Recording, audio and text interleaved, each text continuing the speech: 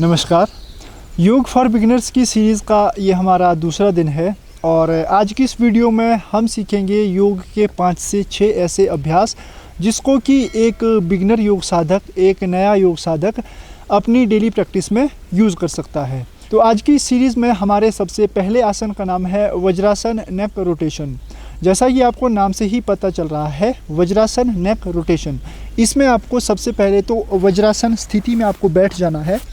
तो वज्रासन स्थिति में आप सबसे पहले बैठेंगे, दोनों पैरों को एक साथ लाएंगे और धीरे से पीछे अपनी एड़ियों को बगल में रख के बैठ जाएंगे।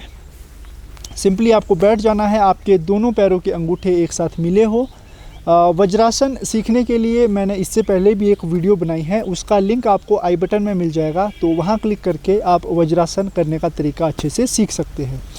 तो सबसे पहले हम वज्रासन में बैठ जाएंगे, अपने दोनों हाथों को अपने घुटने पे रखेंगे और अब प्रैक्टिस करेंगे नेक रोटेशन की। तो आपको यहाँ पे 3 टाइम क्लॉकवाइज और 3 time anti clockwise neck rotation करनी है। इसके लिए लेफ़्ट साइड से हम सबसे पहले शुरू करेंगे। इनहेल करते हुए बैक जाएंगे, सांस लेते हुए पीछे और सांस छोड़ते हुए आगे, सांस लेते हुए पीछे, सांस छोड़ते हुए आगे, बैक फॉरवर्ड, एक्सेल। अब यहीं से हम एंटी क्लॉकवाइज करेंगे। इनहेल, सांस लेते हुए बैक, सांस छोड़ते हुए आगे, इनहेल, एक्सेल, सांस लेंगे और सांस छोड़ेंगे। तो ये थी हमारी वज्रासन नेक रोटेशन। सर्वाइकल की पेन के लिए ये बहुत इफ़ेक्टिव प्रैक्टिस है। बाकी इसके अलावा मैंने इस वीडियो में इसे 3 बार क्लॉकवाइज और 3 बार एंटी क्लॉकवाइज किया, तो आप इस प्रैक्टिस को 5 टाइम भी कर सकते हैं। अब करते हैं अपनी दूसरी प्रैक्टिस। तो दूसरी प्रैक्टिस का नाम है स्पाइनल मूवमेंट। तो स्पाइनल मूवमेंट के लिए भी आपको वज्रासन स्थिति में ही बैठे रहना है। दोनों हाथों को आपको अपने घुटने पे रख देना है आगे, और उसके बाद इनहेल करते हुए आपको अपनी थोरेसिक यानी कि जो आपकी चेस्ट है उसको बाहर की तरफ को लाना है। सांस लेते हुए चेस्ट को बाहर की तरफ लाएं और पीठ आपकी अंदर की तरफ को जाएगी।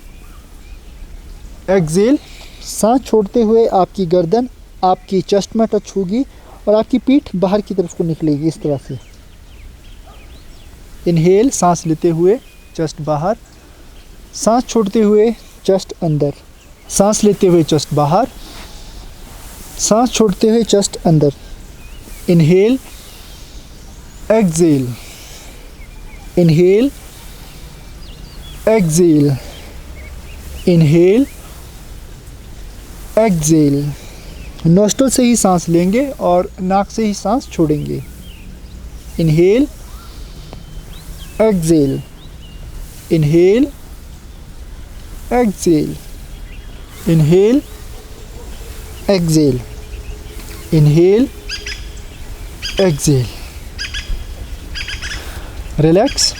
तो ये थी हमारी स्पाइनल मूवमेंट। इसकी प्रैक्टिस भी आपको 15 से 20 बार रेगुलर करनी है और इसकी प्रैक्टिस करने पर आपको फ़ायदा सबसे ज़्यादा ये होगा कि जितनी भी बैक बेंडिंग की प्रैक्टिसेस है या फॉरवर्ड बेंडिंग की जो प्रैक्टिसेस है आपकी, वो सभी आसन भी आपके आसानी से लगने शुरू हो जाएंगे। आपकी जो स्पाइन है उसके अंदर जितने भी फ्लूइड्स रहते हैं वो सभी भी रिचार्ज होने शुरू हो जाएंगे और साथ ही आपकी स्पाइन में मोबिलिटी और फ्लेक्सिबिलिटी भी आएगी।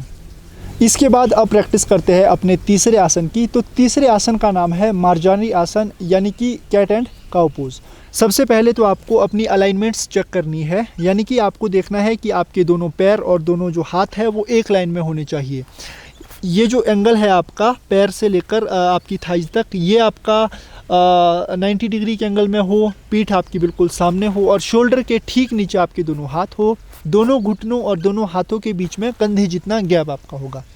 उसके बाद आपको सांस भरते हुए अपने सिर को ऊपर की तरफ ले जाना है, इनहेल, और आपकी जो पीठ है उसे डाउन करना है और एक्सेल करते हुए सिर आप नीचे ले जाएं और आपकी जो पीठ है वो ऊपर की तरफ उठेगी और सांस छोड़ देंगे, होल्ड करेंगे।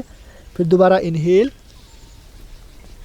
Excel, inhale up, exhale down, inhale up, exhale down, inhale up, exhale down, inhale up, exhale down, inhale up, exhale down and relax। तो ये पोज भी, ये आसन भी आपके लिए बहुत हेल्पफुल रहेगा। जितनी भी बैक बेंडिंग की प्रैक्टिस होगी उसके लिए ये बहुत हेल्पफुल है। आपकी स्पाइन को भी ये बहुत फ्लेक्सिबल बनाएगा, मोबिलिटी उसमें लाएगा, जिससे कि आपको हेल्प मिलेगी आने वाले एडवांस आसनों में। तो ये था हमारा कैट एंड काउ पोज। तो इसके बाद अब हम प्रैक्टिस करेंगे व्याघ्रासन, जिसे कि आप टाइगर पोज के नाम से भी जानते हैं। तो टाइगर पोज करने के लिए भी सेम जैसे आपने मार्जारी आसन कैट एंड काउ पोज में जिस पोजीशन में थे उसी पोजीशन में आपको रहना है। और उसके बाद आपको अपनी लेफ़्ट लेग को अपनी चिन के साथ मिलाने की कोशिश करनी है। इस तरह से एक साथ मिलाएंगे। उसके बाद इनहेल, सांस भरते हुए अपने पैर को पीछे से ऊपर उठाएंगे और सिर को भी ऊपर उठाएंगे। पूरा प्रेशर जो है वो आपकी लोअर बैक पर आएगा। इस तरह से एक्सहेल, सांस छोड़ते हुए चिन और नी एक साथ। दोबारा इनहेल अप, एक्सहेल डाउन, सांस छोड़ते हुए नीचे, सांस भरते हुए ऊपर, सांस छोड़ते हुए नीचे, सांस भरते हुए ऊपर, सांस छोड़ते हुए नीचे, सांस भरते हुए ऊपर। Exhale, inhale, exhale, relax.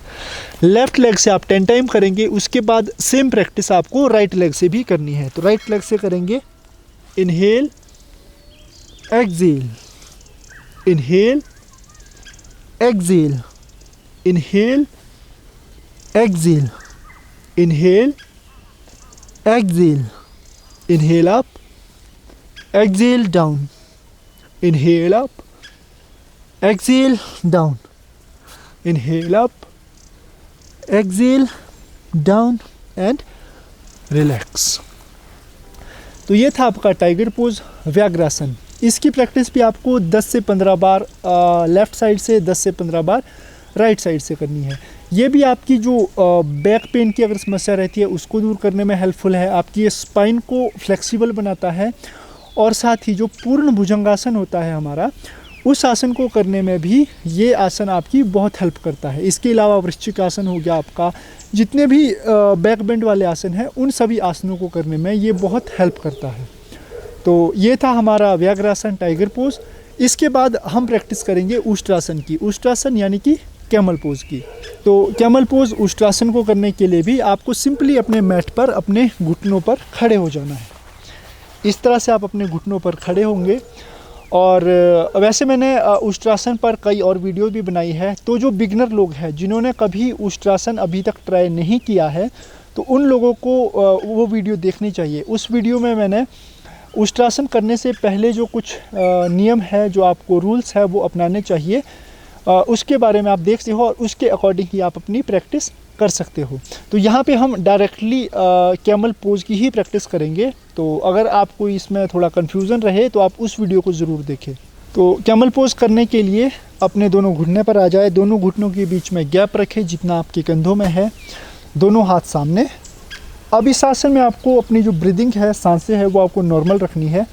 अब सबसे पहले इनहेल करते हुए अपने हाथ को लेफ़्ट लेग पर ले जाए, लेफ़्ट हैंड को, उसके बाद राइट को भी ले जाए। इस तरह से यहाँ पे नॉर्मल ब्रीदिंग रखनी है आपको, बिल्कुल सामान्य श्वास प्रश्वास। होल्ड करेंगे कुछ देर।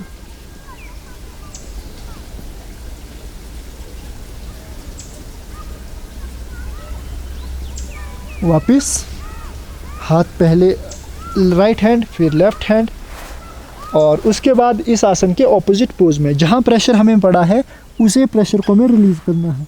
तो अपने सिर को अपने घुटने के पास लगा दें, अपने हाथों को अपने पैरों से पकड़ लें।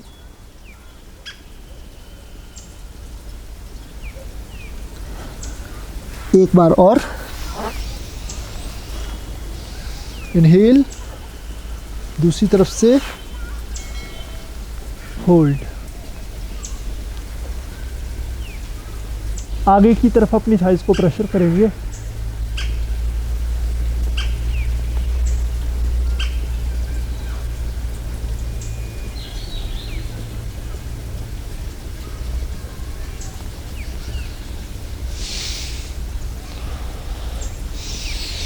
opposite pose.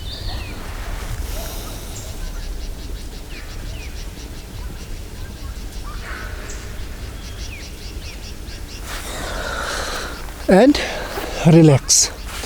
तो ये थी उष्ट्रासन की 2 प्रैक्टिसेस। इस प्रैक्टिस को भी आप 4 से 5 बार कर सकते हैं। तो ये प्रैक्टिस भी आपकी बैक बेंड जितने भी आसन हैं उन सभी आसनों को करने में आपकी हेल्प करेंगे। एडवांस आसन जितने भी हैं, आपकी स्पाइन को भी ये हेल्दी रखता है। तो ये जो हमने 5 प्रैक्टिसेस अभी इस वीडियो में की, इस वीडियो को जो बिगनर योग साधक है, नए योग साधक है, वो अपनी प्रैक्टिस में अप्लाई कर सकते हैं इस पूरे सीक्वेंस को।